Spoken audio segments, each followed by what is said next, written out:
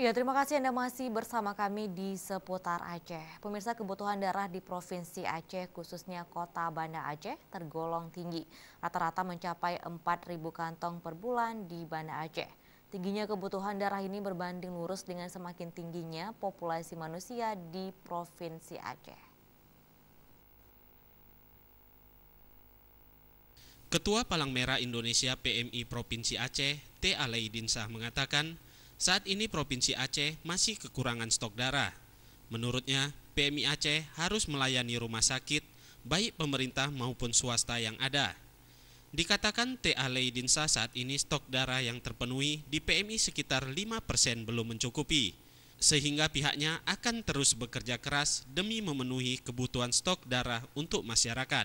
Upaya yang dilakukan yaitu mensosialisasikan kepada masyarakat agar sadar berdonor. Memang hari ini banyak butuh darah khususnya di Banda Aceh karena banyak orang sakit dari kabupaten kota menujuknya ke Banda Aceh.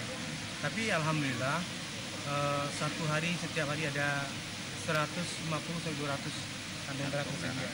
Meskipun sekitar 5% belum tercukupi. Tapi alhamdulillah sudah semakin hari semakin bagus para pendonornya.